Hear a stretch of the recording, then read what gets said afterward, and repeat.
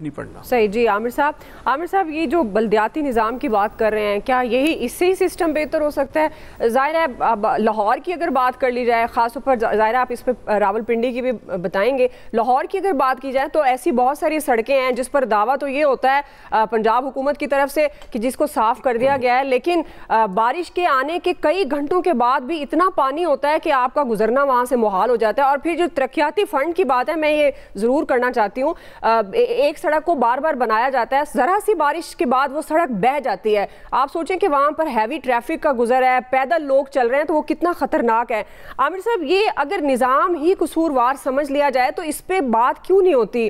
کیا ہماری حکومتیں گڈ گورننس بیڈ گورننس میں تفریق نہیں کر پاتی، یا ان کو لگتا ہے کہ گورننس صرف یہی ہے کہ آپ بڑے بڑے پروجیکٹس، بڑے بڑے منصوبوں کا صرف اعلان کرتے رہیں؟ نہیں، اس طرح نہیں ہے. یہ بات صحیح ہے کہ بلدیاتی نظام ہونا چاہیے، با اختیار ہونا چاہیے. کیا کراچی میں نہیں ہے بلدیاتی نظام؟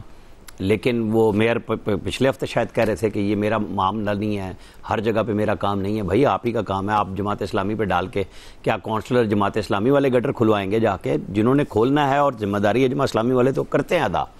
اب آپ یہ دیکھیں، جو آپ نے بنیادی طور پہ سوال کیا کہ جی یہ صرف اعلانات ہوتے ہیں اور پیشگی اطلاعات. بالکل پیشگی اطلاعات. میں پنڈی کی بات کر رہا ہوں، پوری انتظامیہ متحرک تھی، کوئی شک نہیں ہے. اور یہ آج سے نہیں، پچھلے کئی ہفتوں سے جیسے بارشوں کا کام شروع ہوا، فل ٹائم پنڈی کی انتظامیہ نالہ لئی کے حوالے سے بہت مشہور ہوتا ہے. جب جنرل مشرف کا مشہور بلدیاتی نظام موجود تھا، پنڈی سارا بہہ گیا تھا. اتنا فلڈ آیا تھا نالہ لئی میں کہ ارد گرد کے محلوں میں ساروں میں لوگوں کا سامان ہی تباہ ہو گیا تھا.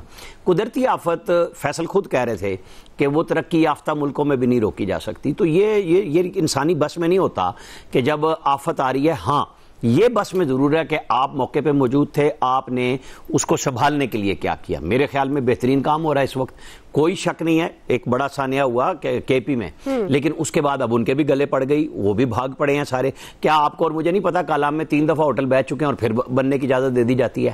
یہاں وہ سسٹم کی ضرورت ہے کہ چونکہ علاقے کے بڑے کے لوگوں کے ہوٹل ہوتے ہیں. یہ تو اس دفعہ تو آیا نا فضا گھٹ میں، یعنی سوات منگورا میں یہ جو واقعہ ہوا، لیکن وہی دریا آ رہا ہے نا وہاں سے، جو کالام سے آ کے ادھر منگورا میں آ رہا ہے، سوات سیدو شریف میں آ رہا ہے. ایشو یہ ہے کہ ان کی اجازت نہ دی جائے. اور اربن فلڈنگ کی، جیسے اب یہ لگے ہوئے تھے شیخ رشید نے کو 3 دفعہ مشرف سے لے کے اپنے ہر دور اقتدار میں کہا کہ میں نالہ لئی پہ سڑک بنوا رہا ہوں، میں فلاں کر رہا ہوں، یہ کھل جائے گا، سیٹ ہو جائے گا. نہیں ہوا. نہ تو لوگ گھر چھوڑ سکتے ہیں، کہاں جائیں؟ کچی آبادیاں یا جو لوگ رہتے ہیں وہاں پہ جن کی گھر ہیں ان کو گورنمنٹس جگہ دے دیں. بہت پیسے چاہیے اس کے لیے بھی. لیکن ہم یہ نہیں کہہ سکتے کہ مریم نواز شریف کی انتظامیہ یا وہ جو پریس ریلیزیں جاری کر رہے ہیں وہ جعلی ہیں یا فوٹیج جعلی ہیں. کام کیا ہے، لوگ کھڑے ہوئے ہیں. ہاں، بلدیاتی نظام ضرورت ہے. پنجاب کی بھی اتنی ضرورت ہے جتنی پورے پاکستان میں ضرورت ہے. ان کو چاہیے مرحلہ وار الیکشنز فوری طور پہ کرائیں تاکہ لوگ ذمہ داریاں لینے والے اور ہو جائیں. انتظامیہ کے ساتھ لوگ ایک دوسرے کو جاننے والے محلے کے ہوتے ہیں، وہ کھڑے رہیں.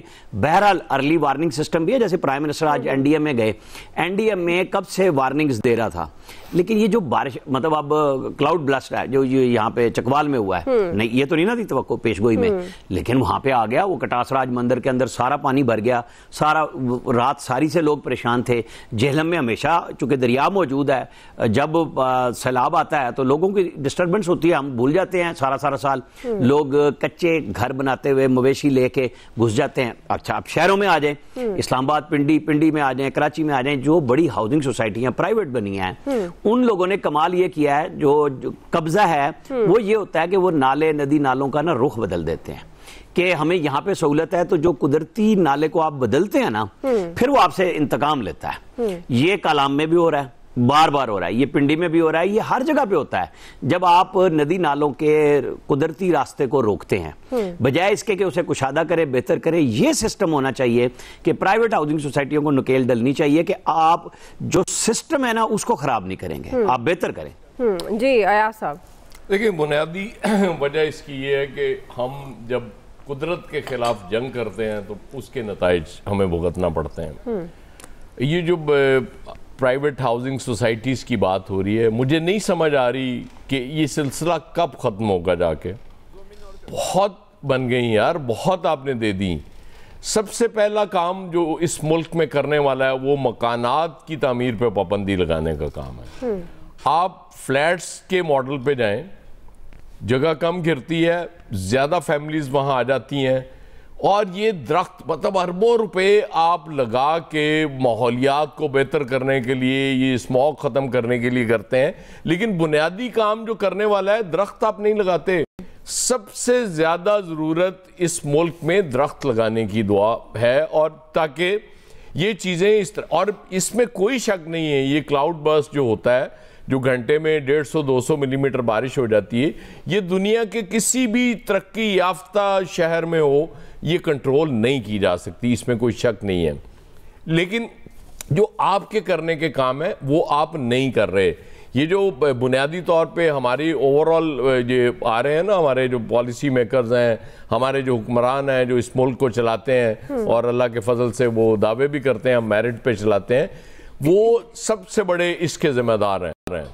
آپ اجازت دیتے, مطلب میں حیران ہوں کہ اتنی زیادہ ڈیلی مجھے کوئی ایک آدھا نیا وہ پڑھنے کو مل رہا ہوتا ہے کہ ہورڈنگ کسی نئی ہاؤسنگ سوسائٹی کا.